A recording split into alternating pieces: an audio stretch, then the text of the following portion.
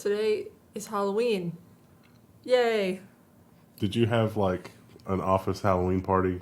Because you should post pictures at Level 1. Like that's your engagement challenge. It's like, dress up, whatever. The only Halloween parties I really liked were the ones in college. Those were good.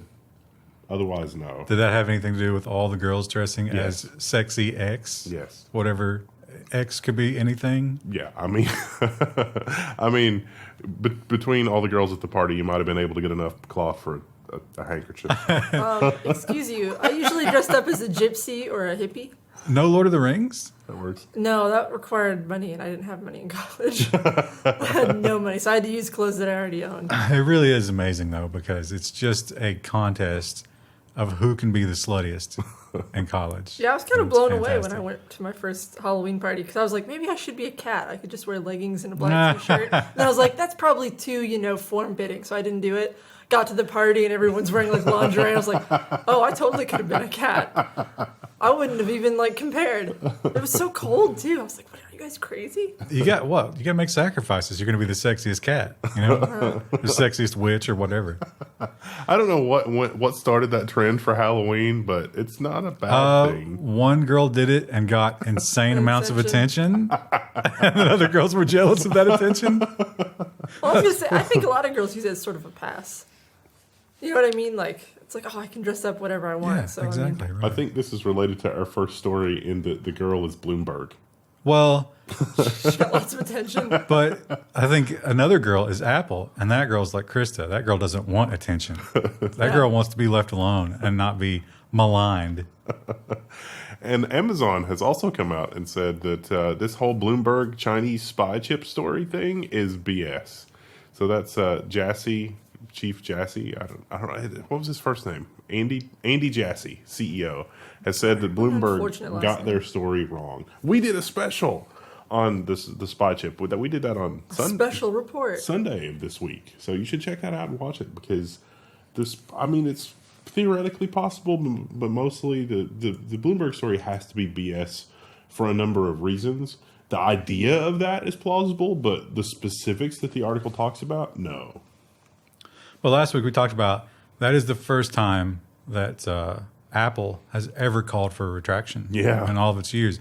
I don't know about Amazon, but they certainly don't do it a lot because you don't want to get that idea that, you're somebody who's whining about the media, right? But in this case, they're saying, no, this is so false, you must pull it. And not only that, but they're taking it further. They've pulled their ads from Bloomberg over the China hack story. I mean, that's not insane. It's like, so Amazon had said, Bloomberg, you're not doing the retraction. You're not even issuing any comments from us to say this is what this is. So because Bloomberg is just playing possum with Amazon has pulled their ads.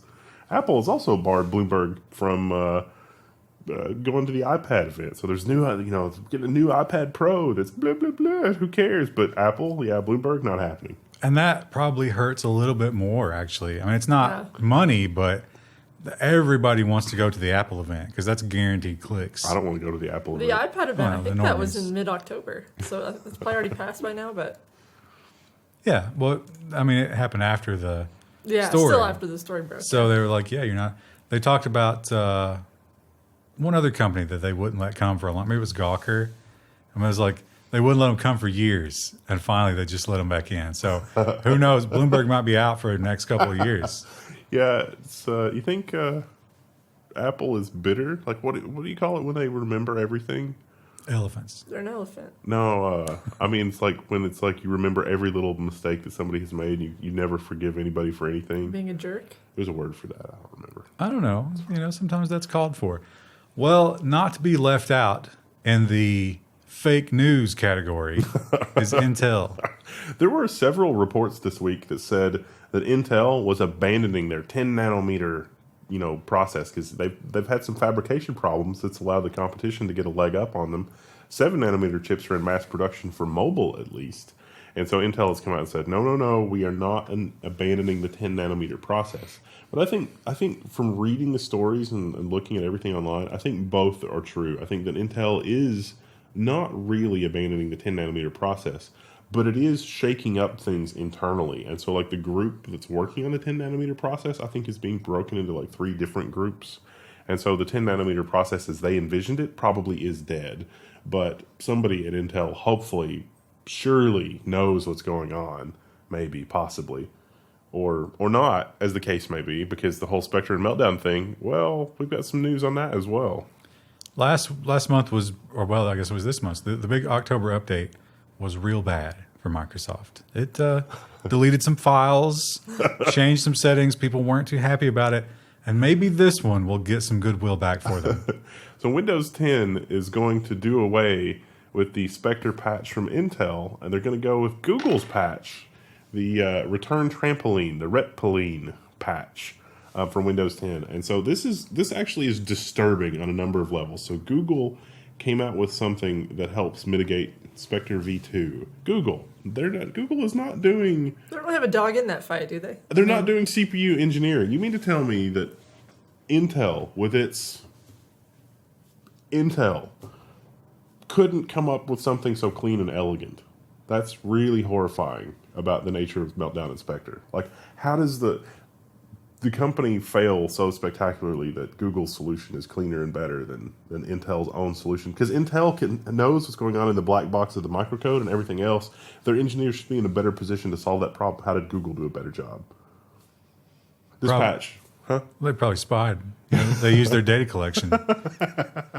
The AI. It's like yeah. the super intelligence that's running Google is like, is it not obvious to you humans? Beep.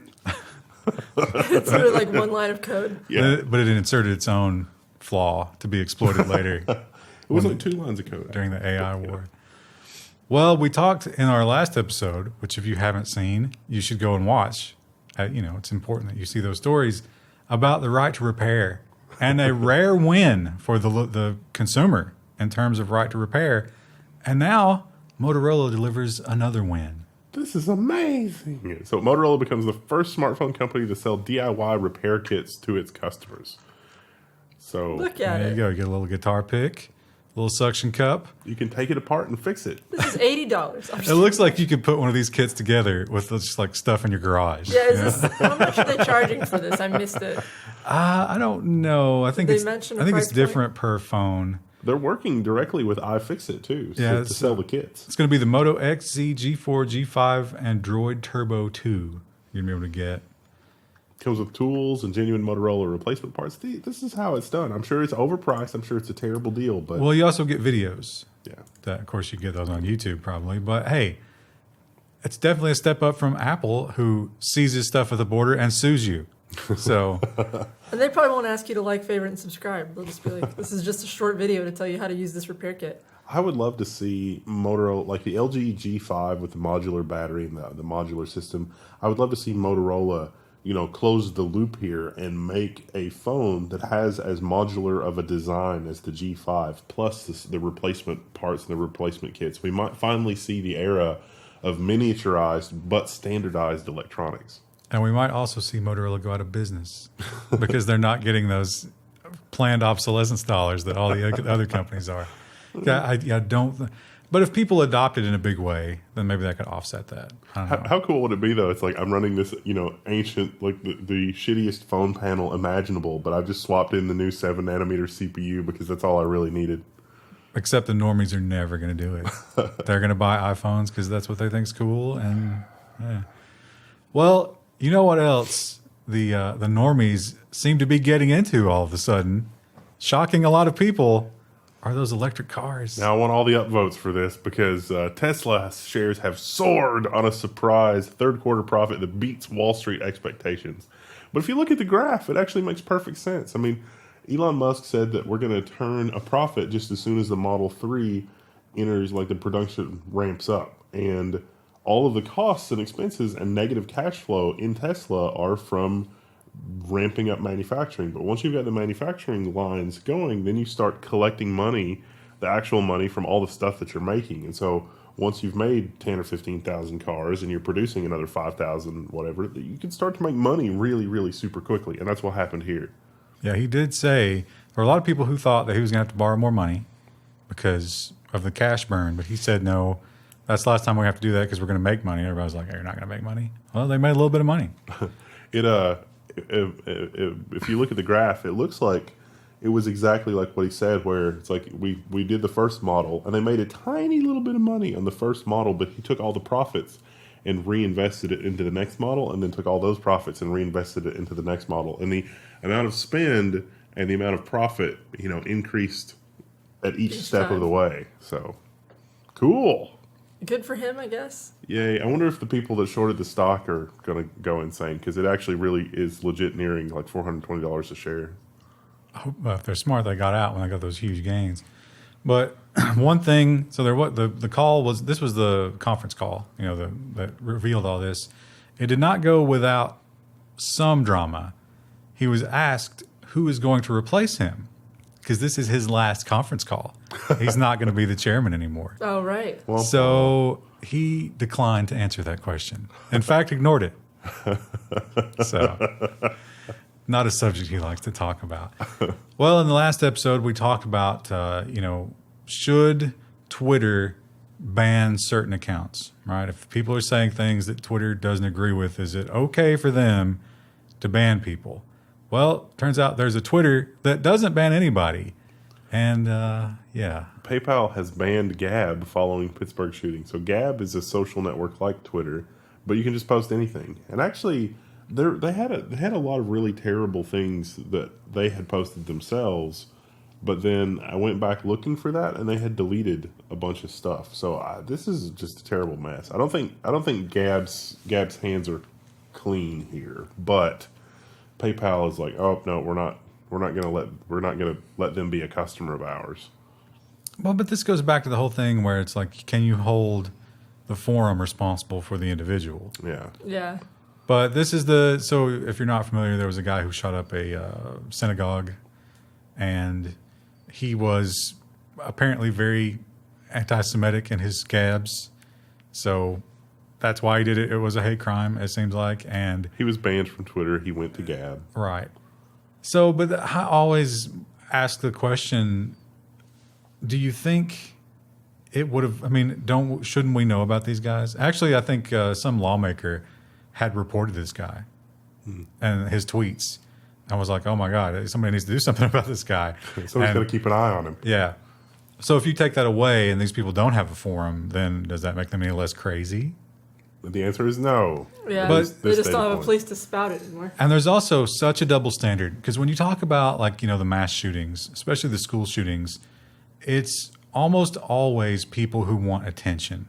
Like that's maybe the most dangerous individual is the person who's desperate for attention. And even if you got to go to jail for the rest of your life, hey, everybody knows your name, right? So is it okay that all the major news stations are digging up this guy's past and broadcasting every detail of his life and putting his face on the screen for 20 hours a day, but you're not allowed to read his tweets? Yeah. What was that? The cookies made a noise. We have lemon cookies back here. The lemon cookies want to make their... The lemon cookies have strong feelings about Gab. They do. Maybe they tweet on Gab. They gab on Gab, if you will. Well, speaking of, Tesla, they talked about they don't need more money, right? And everybody was shocked. Hey, maybe they're going to get through the year without having to raise capital. But you know who's not going to do that? Maybe Tesla can give Netflix a loan, because Netflix has got to raise $2 billion in debt to fund more original content. Is this the article that has the little graph of how much money Netflix has spent over the last several years? Because it's insane. There's a lot of original series. Like they have some that really take off, like House of Cards or The Crown. But they have some that it's like they're just garbage. I feel like they need to focus more on getting quality shows instead of just But throwing that's money true of everywhere. every television network. Like they don't know what people are going to pick up on. Yeah. They're doing it algorithmically, and the algorithm is going to tell them that the most vapid, lowest common denominator content is the most profitable, and so that's what we're going to get more of. I But- don't know, though. We just covered in the recent weeks, because Netflix did their earnings recently as well, and they had a surprising number of new subscribers. What was it, like 700 or 7 million new subscribers or Yeah. something like that? Yeah. But they spent, I think, $7 billion Yeah. to get 7 million subscribers. And that math doesn't work out at all. But they claim that's the only way they're going to stay competitive, and there's no need to worry about the cash burn. Neat. So At least what they mean is there's no need to worry about it right now. That's future Netflix's problem, not current Netflix's problem. for now, the stock price is good. Our options are still okay. Everything's we're going into Christmas. Everybody's happy. Wow. Well, we've talked about Google, and we've talked about a lot of gender conflict in the Silicon Valley world. We had the Google Plus story where Google might not have acted in a way that would be with the highest ethical standards. Well, they talked about the Google Plus team like being very dysfunctional internally, Yeah. and how that led to it. We also had the James Damore guy, who said that there was a lot of like gender conflict within Google. Well, that's just another log on the fire. The New York Times has this really interesting article about Andy Rubin, who's sort of thought of as the father of Android, one of the original developers, I guess, for Android. Google paid him $90 million and praised him while keeping silent a claim about sexual misconduct. This was it was hard to understand exactly, but it seems like he was having some kind of relationship with a woman at Google, another employee, who he was clearly superior to in rank. And they ended up in a hotel room, and he coerced her into a sexual act. But then you think, well, maybe she's just, accusing him of something. But then it says Google did an investigation, and they felt like it had happened. So maybe he admitted to it or whatever. And so what was presented as him moving on to the next thing, we wish him the best, was actually them telling him, you're out, but don't make a scene, and we're going to give you $90 million. Huh. Good to know that sexual assault pays off.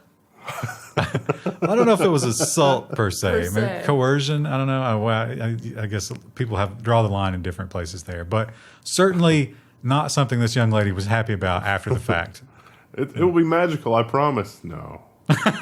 Well, or I'll give you a raise. it wasn't the kind of act where she would experience any magic. If he was a superior to her, it may have been like, or I'll write you up or whatever. So, yeah. They also, the New York Times article goes into this long history of trysts and relationships among the Google people, Well, So if you're not going anywhere all day, I mean. yeah, they're just there on the campus, and they got, they built their own little world. Of course, they're going to intermingle within that world. It's like Hollywood. Let's hope not. All the terrible things that happen there. Well, if you go, every once in a while we'll get CoinDesk and some of those other sites will be on the news, right? And if you look at the ads, there are some suspicious ads on those sites. Very suspicious. Some of them are even going to tell you it's like, you'll make millions with this ICO. Well, turns out that if you're suspicious of those, you might be very, very right. So this article is about how these guys asked different places that report on cryptocurrency if they could run an article without disclosing that it's advertisement, and more than half said yes. Krista, how do you like this design? I don't like it at this screen size. I don't like black text on red either. Well, look over here. It's low contrast. They don't even have, you can't even see this part at this.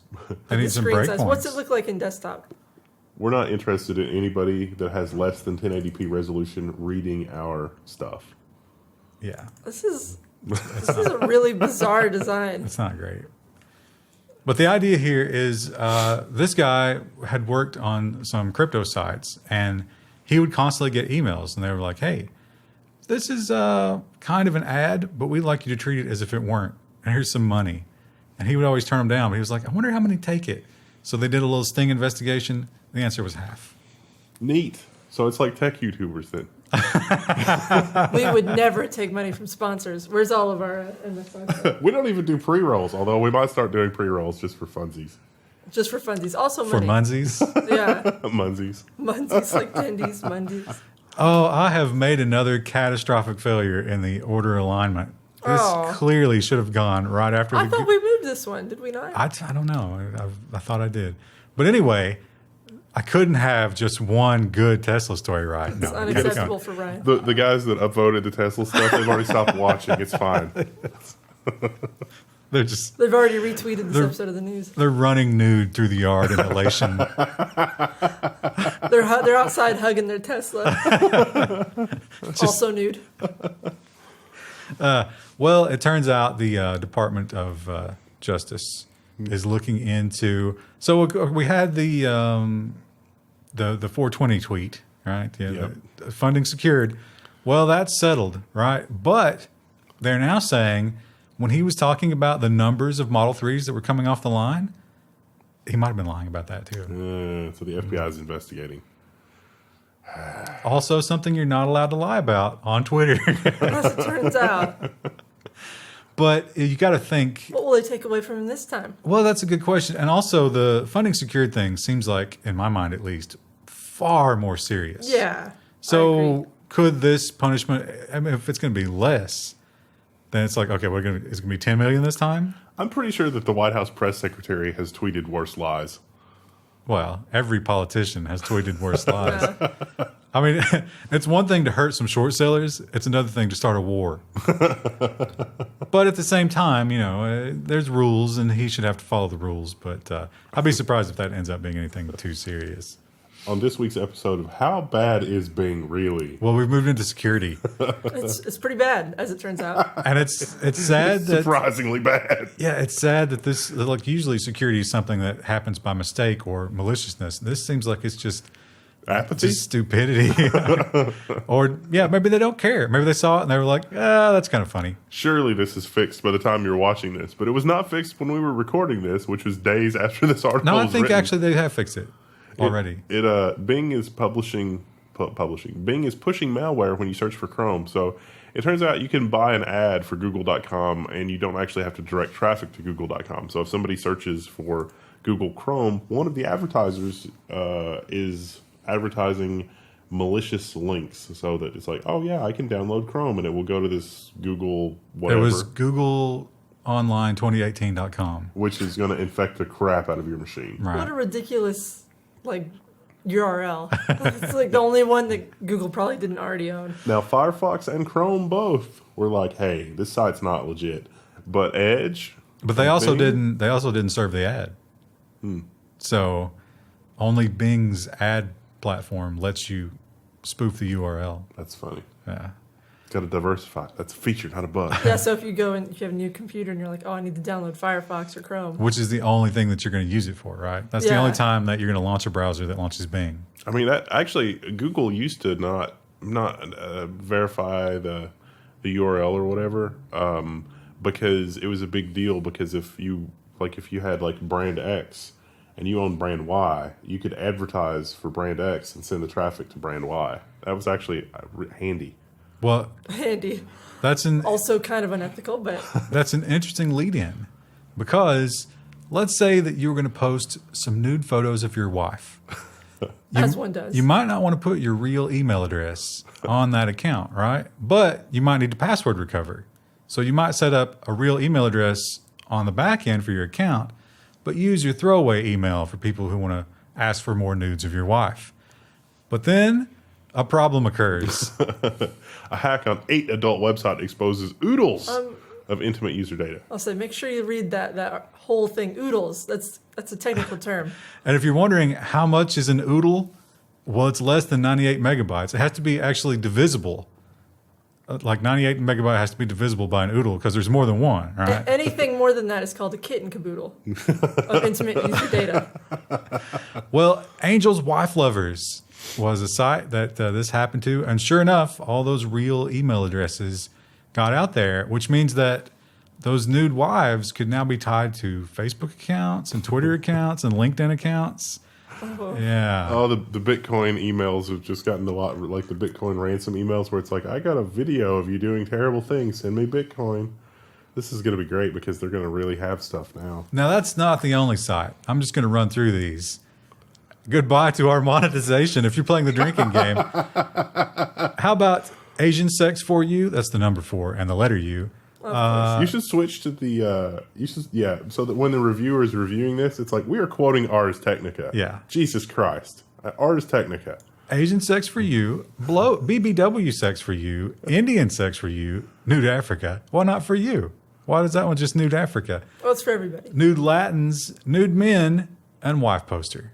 So if you had an account on one of those sites, I've got some bad news for you. I would hope no one in our audience does, but you never know. Somebody just hit pause. It's freaking out. It's like, oh no. It's like, what do I do next?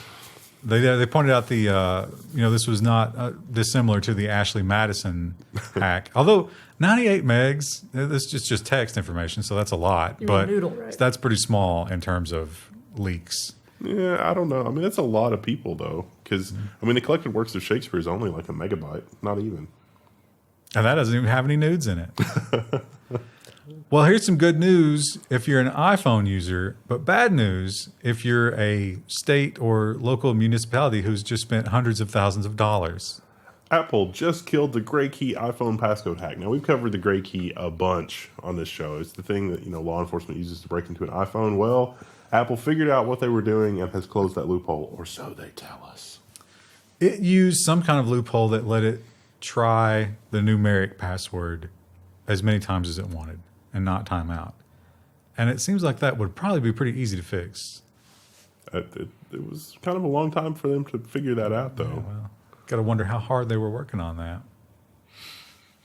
Well, if you watch the Level 1 news, you probably find yourself in horror uninstalling apps every week, whether they're, malware or spying on you or whatever. Or our forum. But here's some bad news. Apps can now track you even after you uninstall them. New trackers make it easy for developers with fed up users to track fed up users and give them ads to reinstall stuff to be like, hey, we're much better now. We're totally not using you. So if you uninstall that app and then all of a sudden you get an ad, it's like, oh, you should install this app you just uninstalled. Well, you're not crazy. Because it turns out push notifications, when they are used, can actually return uninstalled. So all they have to do is hit you with a push notification, and they can tell whether you've ever had that app or not. And that's against the terms of service, but guess what? Everybody does it. Google, save us. Save us, Google, save us. They won't. Apple can do it too. Yeah. Of course. Well, now here's an interesting question. Of the three of us, who do you think uses the most mobile data per calendar month? I got in trouble last month. And so we thought maybe this was the reason, but it turns out no. No, I'm just garbage and forget to turn my Wi-Fi on. Google News, the Google News app has a bug where it's using up gigabytes of background data without users' knowledge. Now, this is impressive because if Google News is doing the stuff right, it should only be bringing text in. And bringing in gigabytes of news text, that is impressive. Well, even if it brought in the thumbnails. That is how does that bug even happen? Because that bug only happens in the ivory tower of Google where they have multi-gigabit connections to their phones. You've only got, like 75 or 50 items on the front page of Google News? Yeah. Because you get like 5 in every category. So it's just downloading it continuously? I guess, yeah. I mean, it updates a lot, but... I think somebody needs to make a room at Google that's like the wireless data service that everybody else in the world experiences, and it's like, enjoy your barely faster than 3G. Well, no, it should be the lowest possible one you could get, like out in the hills of North Dakota or something, So you have to build a service that is at least usable on that. Is that worse or better than the hills of Eastern Kentucky? By order of the Google's information czar, your mobile phones will not be any faster than the fastest connection you can get from Archer Park in West Virginia. Camden. Camden Park. Archer Park's in Prestonsburg. Oh, that's right. I don't even know where my parks are anymore. Camden Park. What a sad, distressing place to be. That's going to be in Fallout. I was watching some people play like the beta on Twitch to see if it was any good, and it's like, oh, look. How bad was the stereotyping? It was bad.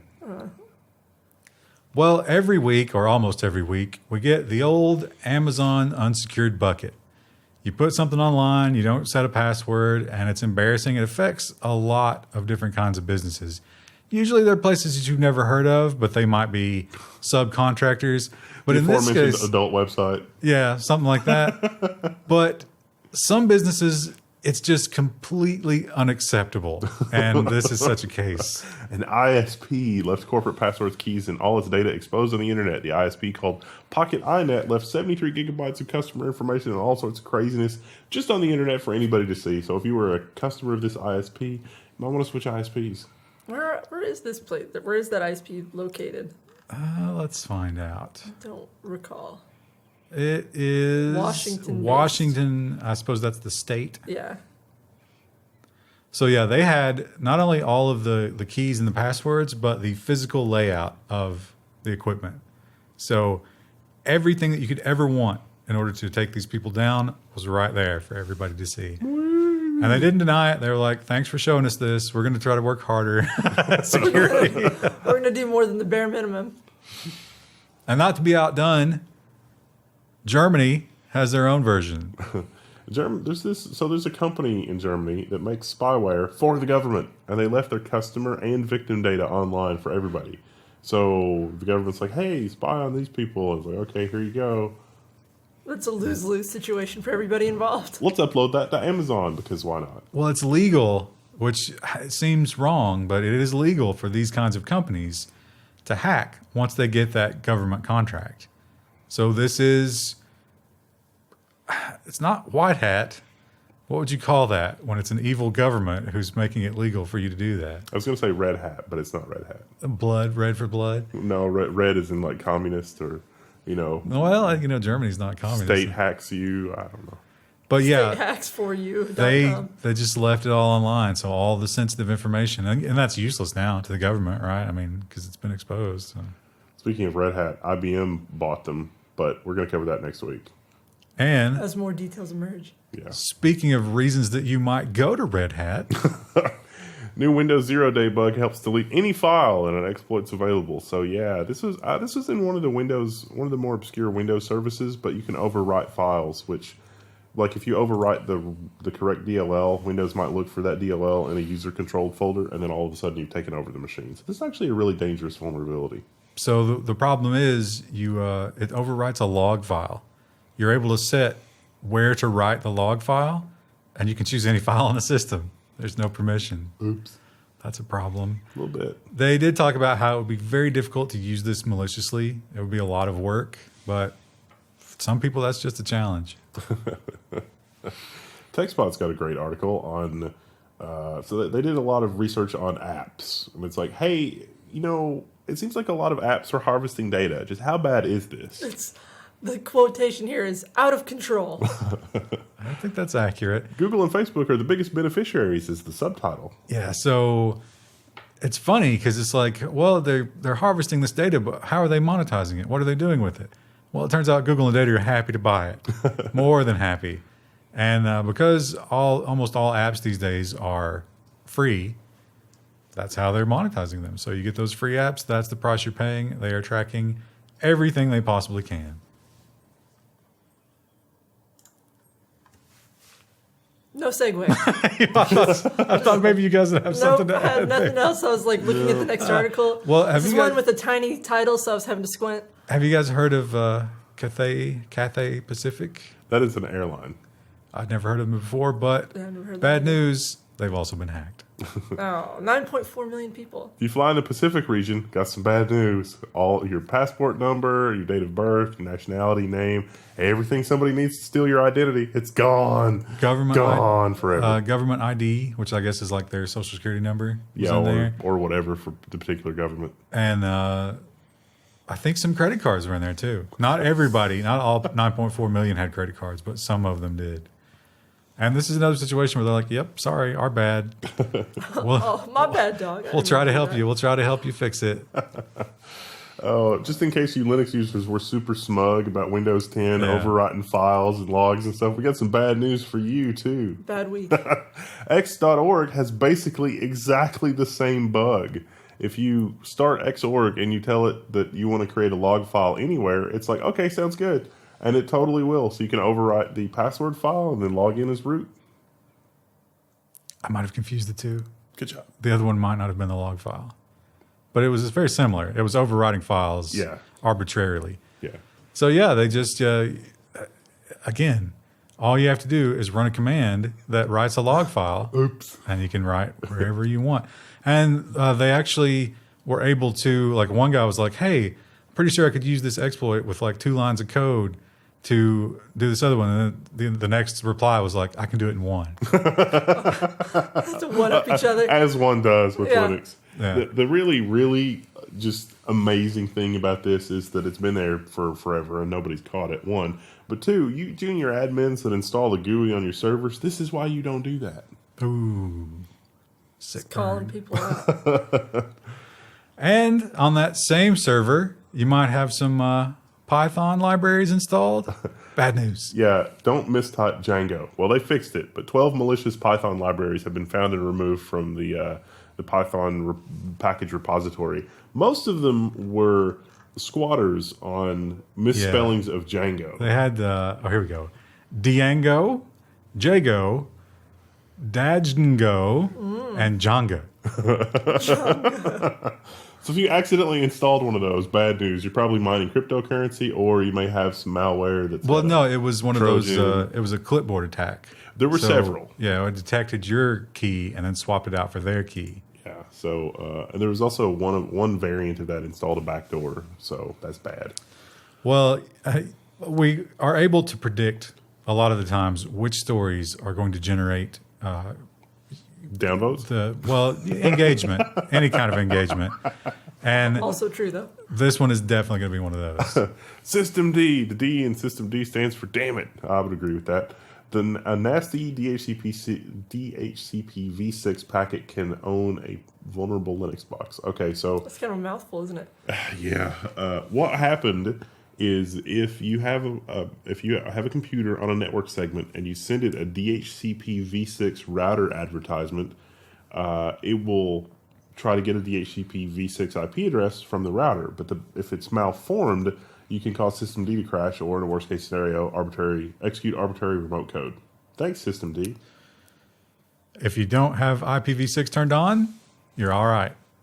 Otherwise, enjoy those crashes and or memory executions. Get those patches now. Get them while they're good. Get them while they're hot. No one likes a lukewarm. And that's the end of security, which breaks Krista's heart. It's her favorite segment. My favorite segment every week. So tomorrow, we'll talk about a little bit of robots, just a tiny bit of science and space, and of course, everybody's favorite nonsense. Not tomorrow. It won't be tomorrow. It will be Friday. It'll be Friday. It'll officially be November. Yeah. When we do the next episode of the news. It'll be turkey time. New CPUs, new Threadripper CPUs launched. We've got coverage of that. Check out our Bloomberg article, because we did like a little mini segment on Bloomberg, because that's just how we roll.